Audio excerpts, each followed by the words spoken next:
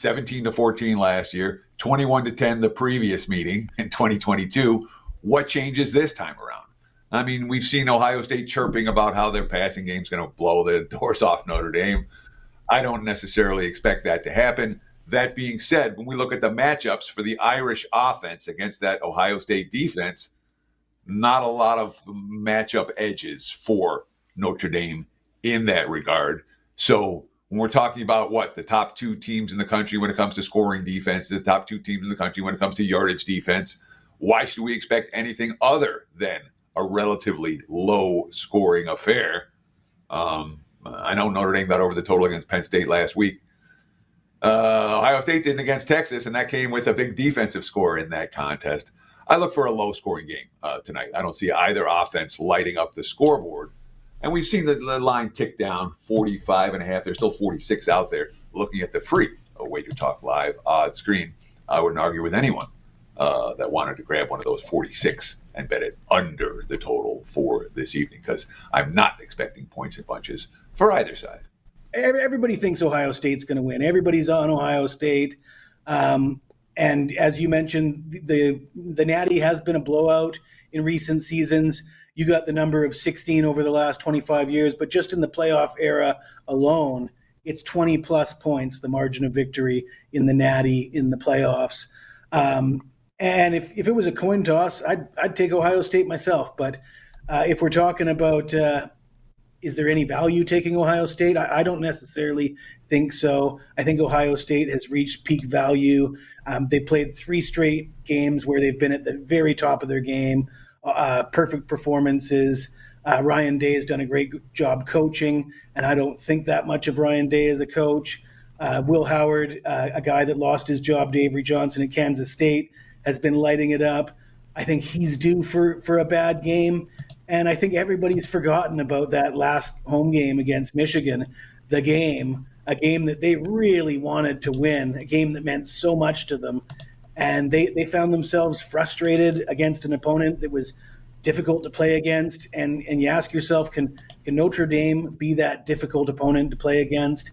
And at a money line price of better than 3-1, for me, it's worth a stab at the money line more so than laying all those points with Ohio State, based on the recency bias, the fact that they've been so good for the last three games. I don't want to be late to the party, jump on Ohio State, and end up with egg on my face. So I'd be content to take a small stab at Notre Dame to get the upset. That gets me some action on the game, and that's how I'd play this one. Now look at the WagerTalk Live odds screen. Bulls, Clippers. Clips minus 6.5 at most books. Total sitting at 227.5. Both teams on the second of back-to-back. Both teams in very different mindsets right here. The Bulls are in free fall. All right, they've lost 5 straight. They lost bad at the Blazers last night. The last 4 losses have all come as favorites. New Orleans, Atlanta, Charlotte at home, and then Portland to open this road trip. That being said, they are 4-1 ATS their last 5 as dogs. But 5 straight losses, second of back-to-backs off a particularly demoralizing defeat last night against a team they think they're supposed to be beating.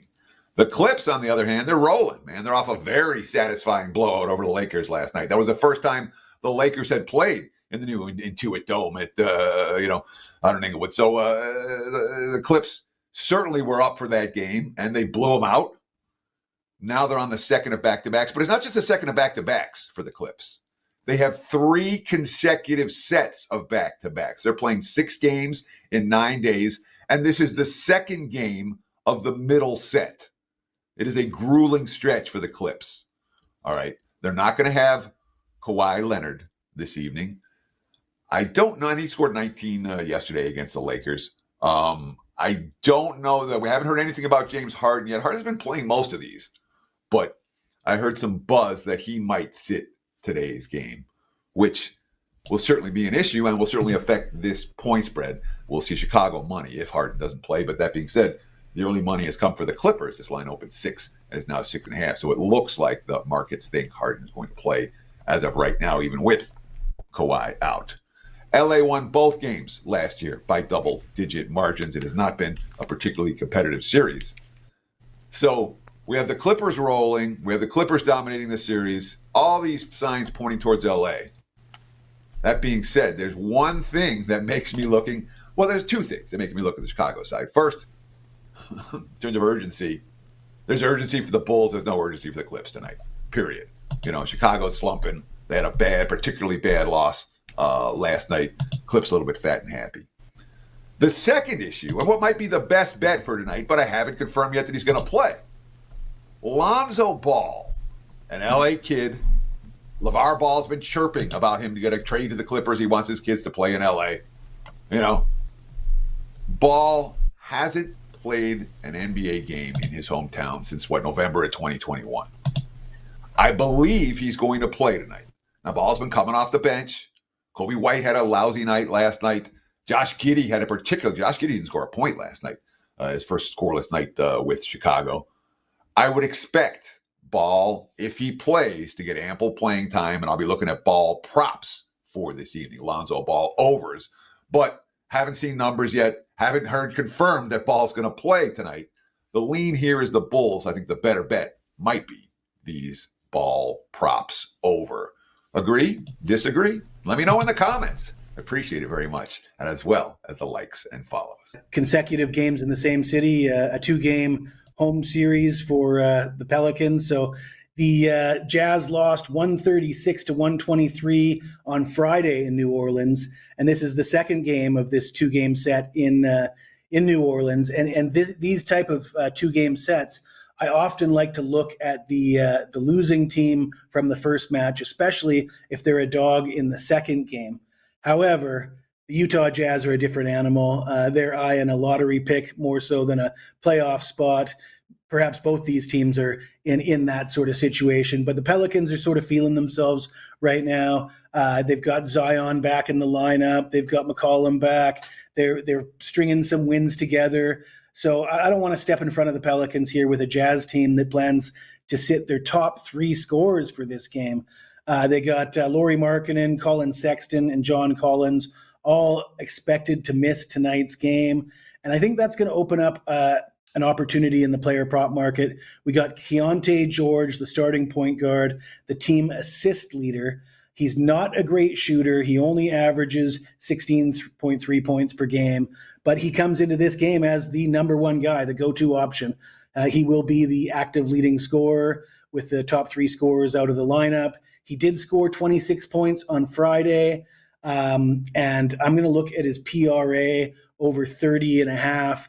So the bookmakers aren't giving us anything for free here. They know what's going on. They know these other guys are resting or out of the lineup.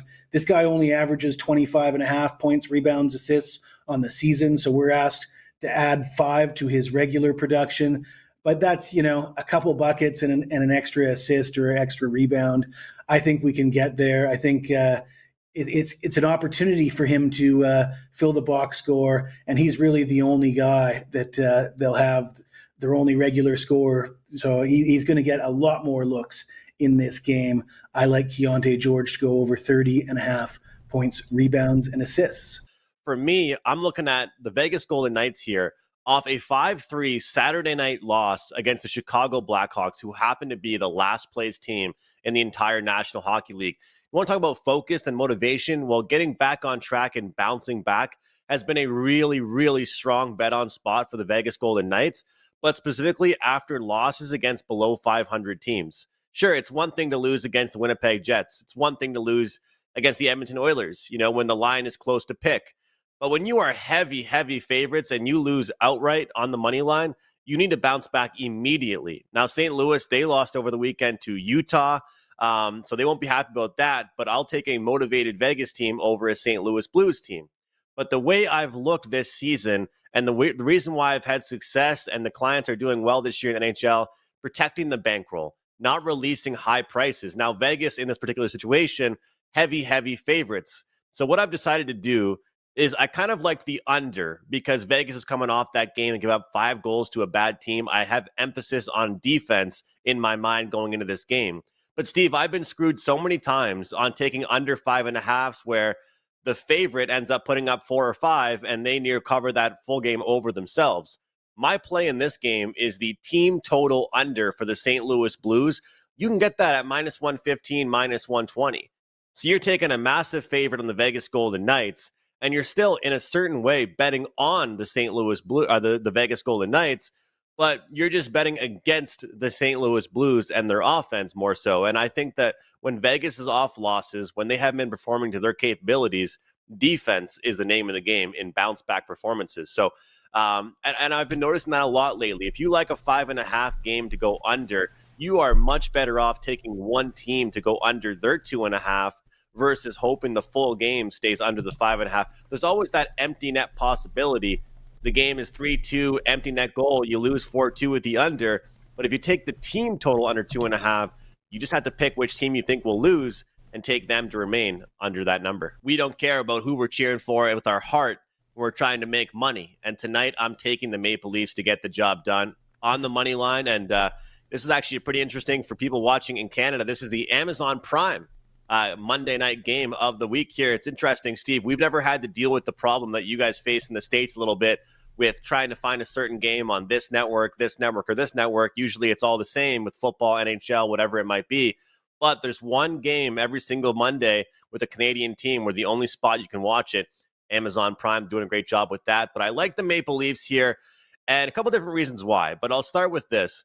I mentioned, and I was kind of sad as a fan, the Montreal Canadiens lost to the Maple Leafs on Saturday night after blowing a 3-0 lead. Now, some people might look at that and say, okay, the Maple Leafs, they won 7-3. They're going to be fat and sassy. They're going to be all excited coming into this game and feeling good about their previous game.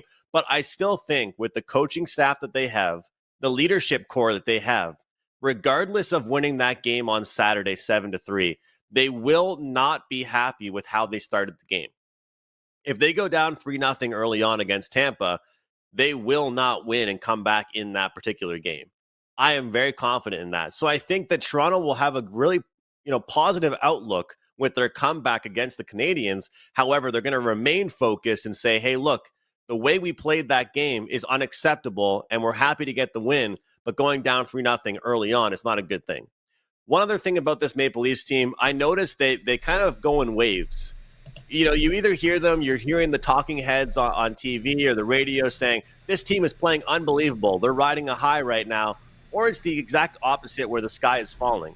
So there was like a handful of games where the sky was falling for them, Steve. They lost to only a few games, and media members were asking them these ridiculous questions about why things are going wrong. And the players said back to the media guys, hey, look, it's just 3 games. It's just a couple games we lost.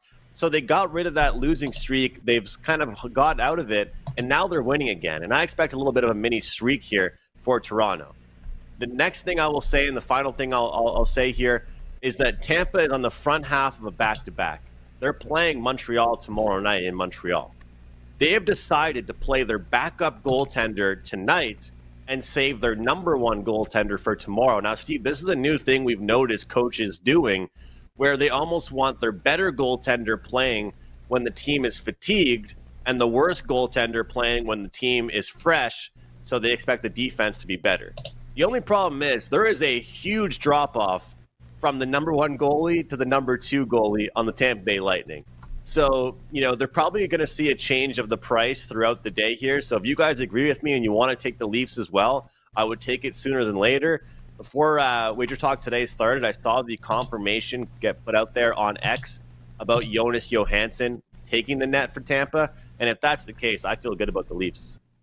And just to mention, Steve, about those 5.5s that you talked about, I do really think it's because of the parity right now with the league and all these teams that are fighting for these playoff spots. Although it's only January, the scoring has slowed down because a team will get a 3-2 lead. They'll go soccer mode. They'll park the bus. They'll sit back. They'll protect their leads. They're not trying to score anymore, trying to protect those leads and sit on them.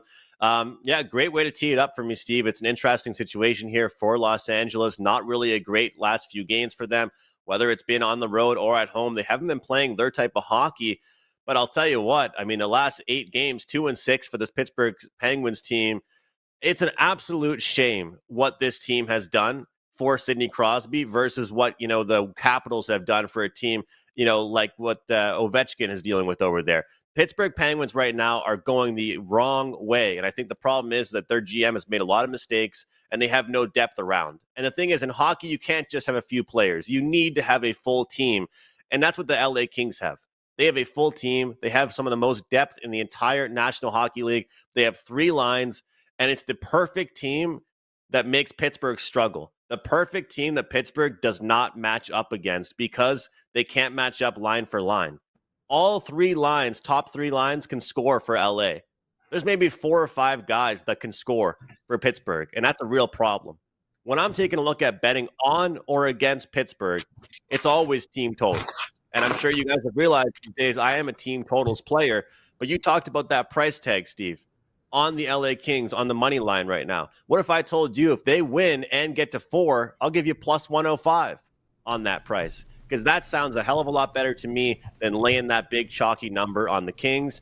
The Penguins, hey, they're trying to turn it around. This isn't the spot here. LA, focused and motivated, really good spot for them.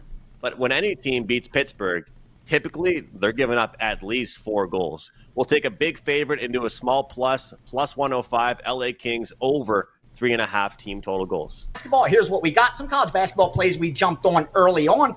874 Harvard -6. 876 Yale -16, 877 under 154 Columbia Princeton, 888 Penn State -7, 883 under 162 Fresno New Mexico, 885 Georgetown +9, 879 Brown +8. I have not released any of those to subscribers. I do move them. I want them to win because I do take a percentage of the account, but I don't release anything unless I already have a strong lean that way or there's multiple groups confirming and we could still get down at a good number. Also have some NBA as well.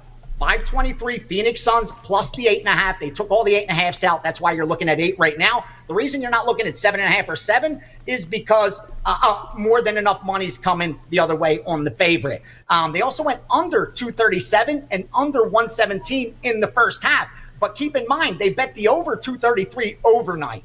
So that's kind of getting out ahead of the public that's betting this game over. They moved it up even higher for them. And I think now they're just going to come back and playing a middle, which is a really nice middle. If you could go over 233, under 237, 238, that's a nice little middle, even in the NBA. Finally, in the NHL, we got New York Islanders that got hit at -170, 175, 180, 185. Surprised it keeps climbing up because looking at the back end, the public that's bet that game again hasn't gotten much action, NHL, but I haven't seen many bets on the Islanders except for the sharp accounts. I have seen money on Columbus from some of the recreational accounts. Now, early NFL action. Usually the betting public doesn't bet until game day, 24 hours to kickoff at the earliest. But when you're talking standalone games, playoff conference championship, everybody's been following the season and the playoffs. Most already have their opinion formed, and you saw a little bit of action early from the Sharps. They took the Kansas City side, no surprise. Kansas City at home, undefeated against an almost 500 team like Buffalo on the road.